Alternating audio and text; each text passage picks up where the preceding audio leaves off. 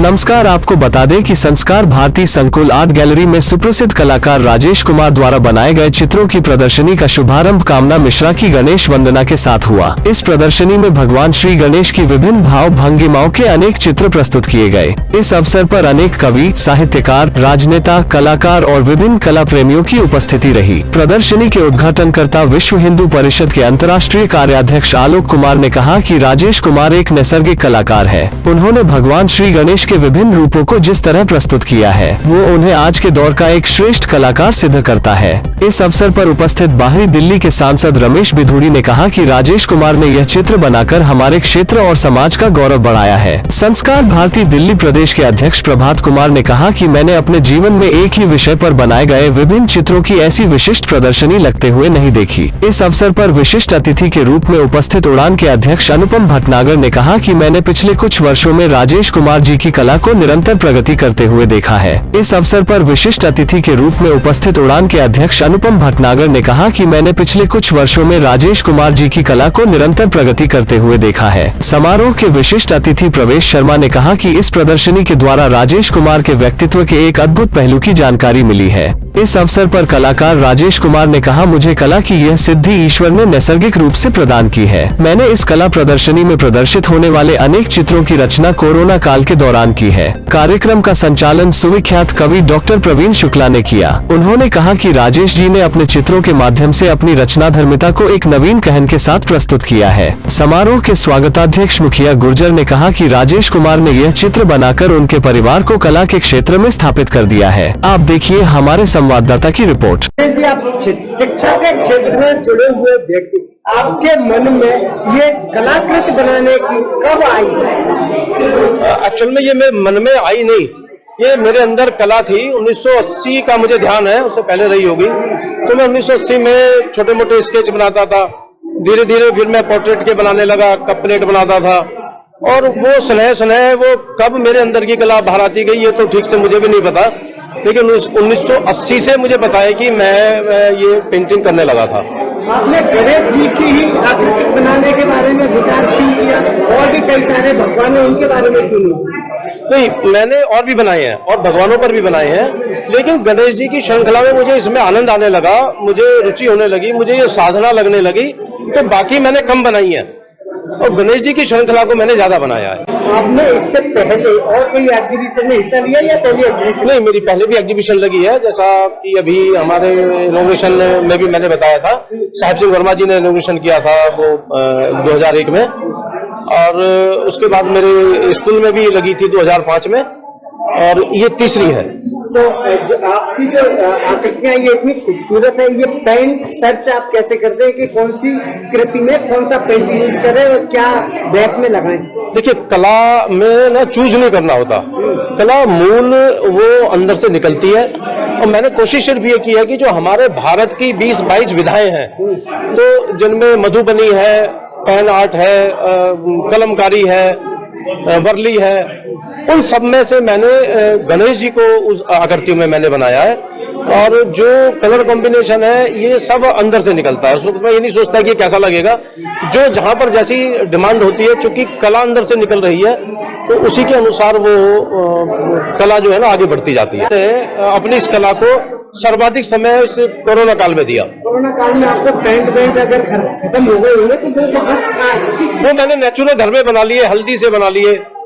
तो मेरे पास में जो अपना पेड़ पौधे फूल है उनसे बना लिए, जो भी कुछ सामान मिला उससे बना लिए, जो पहले रखे थे उनसे बना लिए। तो वो उस टाइम पर मैंने ज्यादा जो प्रयोग फिर किया, अगर वो नहीं थे तो नेचुरल पेंट का भी किया। ये अनुभूति बेसिकली कला जो है साधना है। अब इसमें अब जैसे मेरे साथ में मेरे वाइफ खड़ी है ना, ये विकसित भी हो जाते हैं कि मुझे रात को 2 बज गए, इनको सोना है। मैं 4 बजे तक भी मैं पेंटिंग करता रहता हूँ, लेकिन ये सो नहीं पा रहे हैं।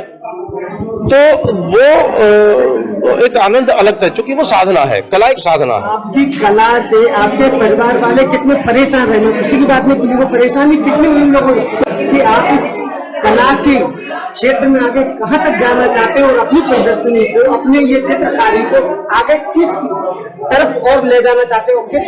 देखिए, ये मेरा जो शौक है तो ये मेरा व्यवसाय नहीं है, मैं इसे बनाना भी नहीं चाहता, लेकिन इसका मैं प्रदर्शन तो मैं विश्व में करना चाहता हूँ कि जहां तक भी हो पाए ये तो वक्त बताएगा। आप इस समय जब आप राजेश जी की इतनी आकृतियां देख रही हैं कि प्रदर्शनी लगी है, इस समय आपको कैसा लग रहा है? मुझे बहुत अच्छा लग रहा है, बहुत खुशी हो रही है। मैं ये चाहती थी एक दिन आपकी प्रदर्शनी लगे और अच्छे से, मतलब मुझे बहुत खुशी होती थी। आप क्या चाहती है राजेश जी की जो पेंटिंग अभी बनी हुई है गणेश जी की सीरीज पे, ये क्या विश्व विख्यात हो? हाँ, पूरे विश्व में खूब विख्यात हो, खूब अच्छे से सब लोग देखें। और इनकी एक कला मतलब अपने आप ही अंदर से आती है। कभी फूलों से कलर बनवाते हैं, कभी हल्दी पिसवाते हैं, कभी फूलों को मतलब फिर उसको भी सुखा के कलर बनाते हैं। क्या कहेंगी आप अपने पति के इस काम के बारे में? मुझे बहुत अच्छा लग रहा है कि उनकी मेहनत आज इतने अच्छे से सब लोग देख रहे हैं, बहुत खुशी हो रही है और भी ज्यादा आगे बढ़े। पूरा देश, कहें क्या पूरा विश्व कोरोना काल में लॉकडाउन में बंद था, तब राजेश जी जैसे कुछ लोग घर के अंदर बैठ के अपने समय का सदुपयोग करते रहे। 1300 प्लस इन्होंने जो ये प्रदर्शनियों में लगाई हुई चित्रकारी की है और ऐसे मौके का जो सदुपयोग किया राजेश जी ने, क्या कहेंगे सर? क्या 1300 ये पेंटिंग कर लेना? हमारे दुनिया के विश्व के सबसे बड़े नेता हैं देश के प्रधानमंत्री मोदी जी, और उन्होंने एक बात कही थी कि हम लोग निश्चित रूप से आपदा में भी अवसर ढूंढ लेते हैं, तो ये हमारी ही पहचान है। तो आपदा के अंदर अवसर राजेश जी ने ढूंढा है, और माननीय प्रधानमंत्री जी देश के 125 करोड़ लोगों की प्रतिभा को जानते हैं, लेकिन उन्होंने उनको स्मरण करने का प्रयास किया होगा, और उसी स्मरण की पंक्तियों को देखते हुए मेरी कल्पना है राजेश जी ने सोचा होगा इस आपदा को अवसर के रूप में मैं कैसे बदलूं, तो आपदा को अवसर के रूप में बदलने का काम राजेश जी ने किया है। आलोक जी, जब राजेश जी का पहला स्कूल खुला तो उसमें उसका भी उद्घाटन आपने किया। राजेश जी एक नए फील्ड की तरफ जा रहे हैं, कलाकृति की तरफ, और आपके द्वारा उसका उद्घाटन कराया जा रहा है। क्या लग रहा है ये इस फील्ड में भी और आगे तरक्की करेंगे? बहुत आगे बढ़ेंगे। मैं तो निमित्त हूँ, उनका प्रेम है कि उनके सब शिक्षा संस्थानों का शिलान्यास मैंने किया है, पर अपने परिश्रम और प्रतिभा से एक स्कूल से अनेक हुए, एक कॉलेज से 2 हुए, और अब इस क्षेत्र में मैं उम्मीद करूंगा कि हमको ऐसी और प्रदर्शनियां भी देखने को मिलेंगी।